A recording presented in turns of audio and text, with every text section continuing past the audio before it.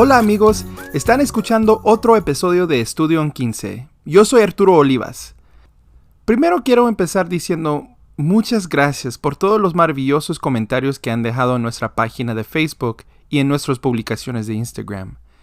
Leemos cada uno de ellos y muchas gracias. ¿Les puedo dar un reto a todos? Esta semana comparte este episodio con un amigo o familiar. Solo confiamos en el boca a boca para aumentar nuestra audiencia y realmente podríamos usar su ayuda para ayudar a difundir el mensaje a todos de habla hispana. Ahora los episodios están disponibles para escuchar y compartir en Facebook y YouTube, así como en tu aplicación de podcast favorita como Apple Podcast, Google Podcast, iHeartRadio, Spotify y Stitcher. También solamente para su información, si te gustan las citas que comparto en el episodio, puedes encontrarlas en las notas, junto con el enlace del discurso donde las obtuve. También vamos a cambiar el día que salimos con cada episodio de lunes a viernes para que tengan tiempo de leer los capítulos y conocer las historias un poquito mejor. Ahora, no sé si ustedes han sentido lo mismo, pero más que estudio el Nuevo Testamento, más me doy cuenta de cuán verdadero es este evangelio. Ha habido momentos en mi estudio en lo que me he dicho a mí mismo, ¡wow! Es por eso que hacemos eso en la iglesia. Ha sido muy divertido ver la Biblia desde una nueva perspectiva. La semana pasada discutimos el tema del cambio y cómo una persona cambiada cambia a otras personas. Vamos a continuar con ese tema, pero en la lectura de esta semana nos ayuda a ver qué sucede cuando nos resistimos al cambio. Terminamos el estudio de la semana pasada con la historia de Ananías y Zafira y cómo no fueron honestos acerca de la cantidad de dinero que ganaron vendiendo su terreno en lugar de vivir la ley de consagración. También expliqué cómo las acciones de Ananías y Zafira afectaron a los otros seguidores de la nueva iglesia cristiana y llevaría al final de la ley de consagración en aquellos tiempos. Al comienzo de esta semana, leyendo en Hechos 6:1, vemos los resultados de las acciones de Ananías y Zafira. En aquellos días, como crecía el número de los discípulos, hubo murmuración de los griegos contra los hebreos de que las viudas de aquellos eran desatendidas en la distribución diaria. Las viudas de aquellos eran desatendidas en la distribución diaria. Esto significa que las personas aparentemente no estaban viviendo la ley de consagración como deberían. Fue una idea nueva, pero estaban atrapados en su antigua forma de pensar de tú te preocupas por lo tuyo y yo por lo mío. Como resultado, algunos de los miembros más necesitados de la iglesia, estas viudas, se fueron sin comida y ayuda. Adaptándose a esta nueva circunstancia e incremento de la membresía, y entendiendo que su papel es ser testigo especial de Cristo, los apóstoles vieron la necesidad de un cambio. Te dije que el libro de Hechos es un libro sobre el cambio. 7 nuevos administradores fueron llamados para ayudar con los asuntos temporales de la iglesia. Así que los 12 convocaron a la multitud de los discípulos y dijeron: «No es justo que nosotros dejemos la palabra de Dios para servir las mesas. Buscad, pues, hermanos, de entre vosotros a 7 varones de buen testimonio, llenos del Espíritu Santo y de sabiduría, a quienes encarguemos esta tarea. Y nosotros persistiremos en la oración y en el ministerio de la palabra». Y agradó la propuesta a toda la multitud. Y eligieron a Esteban, varón lleno de fe y del Espíritu Santo, y a Felipe, y a Prócoro, y a Nicanor, y a Timón, y a Parmenas, y a Nicolás, prosélito de Antioquía. A estos presentaron ante los apóstoles, quienes después de haber orado, les impusieron las manos. Nosotros también en los últimos días nos adaptamos al progreso. Pónganse a pensar cuántos cambios han sucedido en la iglesia en este último año. Hay cambios con respecto a hermanos y hermanas ministrantes, cambios en la organización del sacerdocio de Melquisedec, cambios en el horario de las reuniones dominicales, la introducción del programa Ven Sígueme para la escuela dominical, el cambio a cuando los jóvenes avanzan en sus quórums y clases, y muchos más. ¿Has aceptado estos cambios? ¿O todavía estás atrapado en las viejas maneras de hacer las cosas, al igual que estos discípulos que eligieron no seguir la nueva ley de consagración?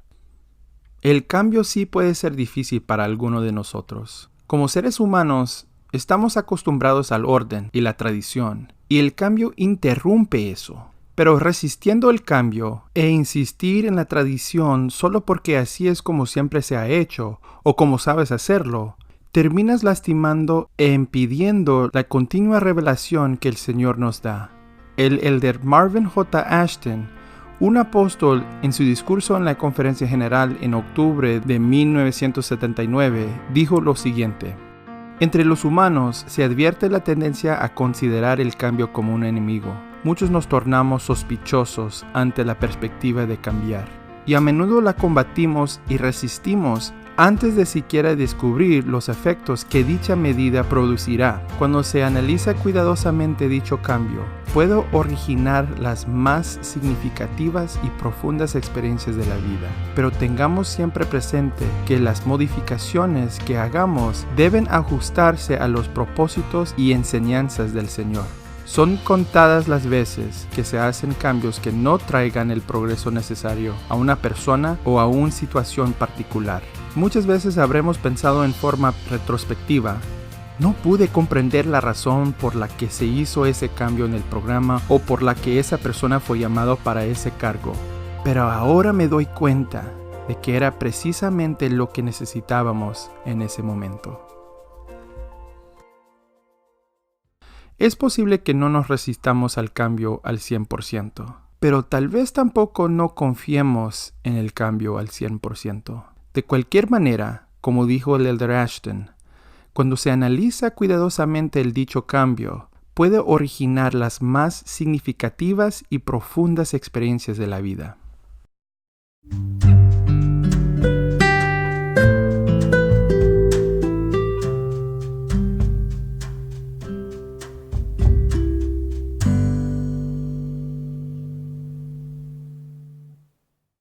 Acabamos de hablar sobre la resistencia al cambio, pero esa no es la única dificultad que encontró la iglesia primitiva.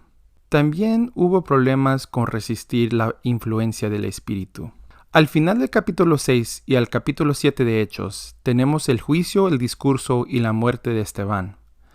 Hay mucho que estudiar y sacar de esta historia, pero quiero enfocar en la razón por la que los que estaban en el Consejo Judío reaccionaron como lo hicieron ante el discurso de Esteban.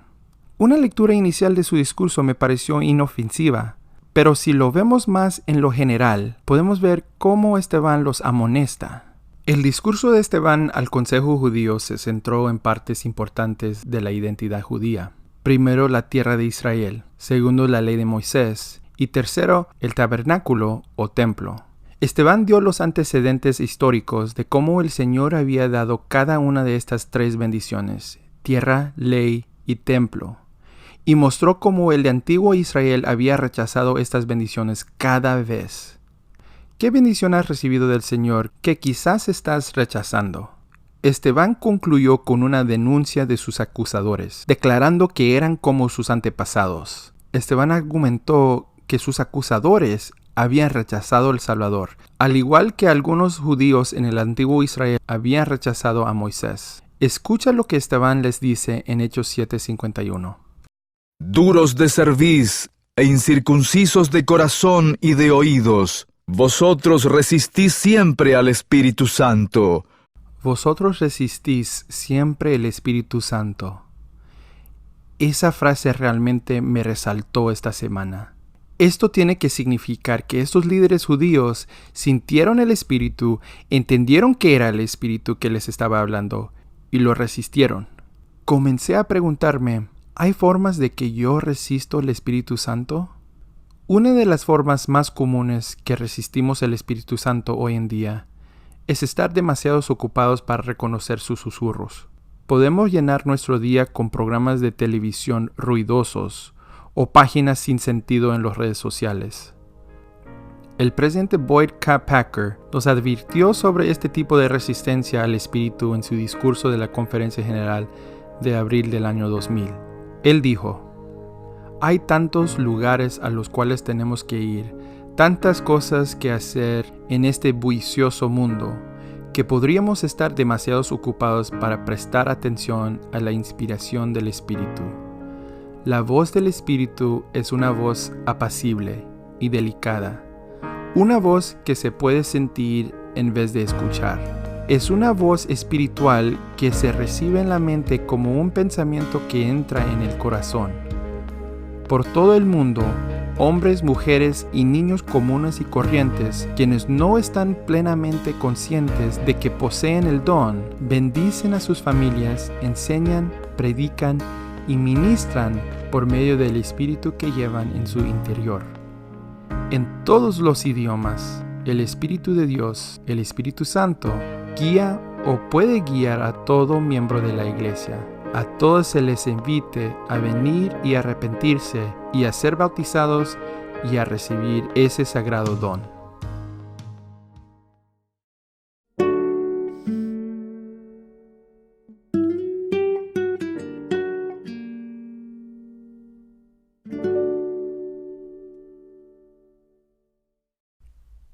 Ahora, hemos hablado mucho sobre el cambio. Hemos hablado acerca de cómo las personas cambiadas cambian a las personas y también hemos hablado sobre lo que sucede cuando te resistes al cambio. Pero, ¿cómo debemos responder al cambio? ¿Cuál es la forma adecuada de adaptarse y responder al cambio? En la lectura de esta semana tenemos un ejemplo de cómo alguien puede hacer un cambio total de 180 grados y adaptarse a su cambio. Al final de Hechos 7 tenemos a Esteban apedreado y encontramos este verso realmente extraño en el versículo 58. Y echándolo fuera de la ciudad, le apedrearon. Y los testigos pusieron sus ropas a los pies de un joven que se llamaba Saulo. Poniendo su ropa a los pies de una persona, en la antigüedad, era un símbolo visual y físico de aprobación de una acción. Aunque Saulo, también conocido como Pablo, no fue el que condenó a muerte a Esteban. Él estaba allí representando el consejo judío y vigiló la lapidación. Así es como Lucas nos presenta a Pablo.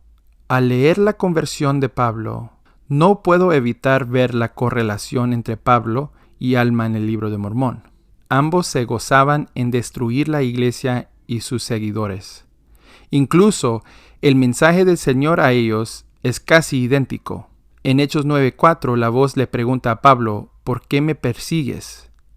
En Mosías 27:13 el Señor le pide a Alma, ¿por qué persigues tú la iglesia de Dios? Ambos tenían visiones celestiales que los harían arrepentirse. Ambos quedarían mudos.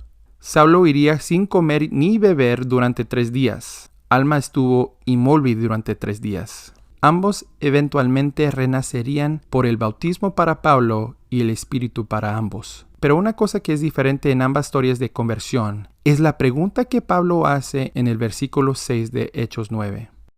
Él, temblando y temeroso, dijo, Señor, ¿qué quieres que yo haga? Esta es la clave. Así es como nos adaptamos al cambio, ya sea un cambio en la iglesia o un cambio en nuestra vida espiritual. Necesitamos preguntarle al Señor, ok, ¿qué quieres que haga? Desafortunadamente, esa no es nuestra primera pregunta instintiva. ¿Cuál es la primera pregunta que hacemos? ¿Por qué?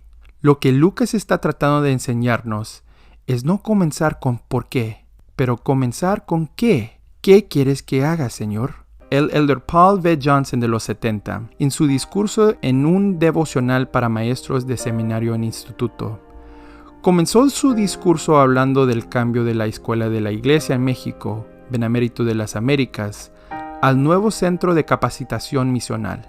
Dijo que si bien fue un cambio emocionante, pero para aquellos que tenían profundas raíces y recuerdos a la escuela a lo largo de sus casi 50 años de historia, también hubo un poco de tristeza al cambiar la función de la escuela. Pero después nos enseñó cómo responder adecuadamente al cambio. Él dijo, adaptarse al cambio puede ser un reto, pero Pablo, que había sido un fariseo estricto, pudo hacer el cambio y ayudar a la iglesia con este desafío. ¿Por qué fue capaz de adaptarse mientras otros luchaban tanto? Vemos en sus escritos que él tenía una comprensión clara del lugar y propósito apropiado de la ley de Moisés. Una de las razones por las que luchamos contra el cambio es que, con el tiempo, podemos sacar las cosas de la perspectiva adecuada o poner una póliza o práctica en una posición más central de la que merece. Podemos confundir los medios con los fines. Espero que cuando enfrentemos un cambio en el reino, podamos ser como Pablo y ayudar a fomentar ese cambio en lugar de reaccionar como aquellos que lucharon por el cambio y obstaculizaron el progreso de la obra. Podemos responder adecuadamente al cambio siendo orantes, humildes y capaces de enseñar, aceptando nuevas oportunidades o tareas con una actitud positiva y al estar dispuesto a probar nuevos enfoques o métodos con un sincero deseo de mejorar.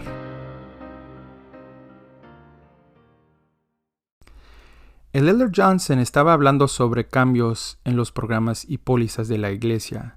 Pero podemos aplicar esto a nosotros mismos en lo personal. Cambiar algo personal, un hábito, nuestras acciones o nuestra forma de pensar es difícil. Pero si te encuentras con ganas de ser mejor cónyuge, mejor padre, mejor persona o mejor discípulo de Jesucristo, sigue el consejo de Elder Johnson. Sé orante, sé humilde, enseñable y dispuesto.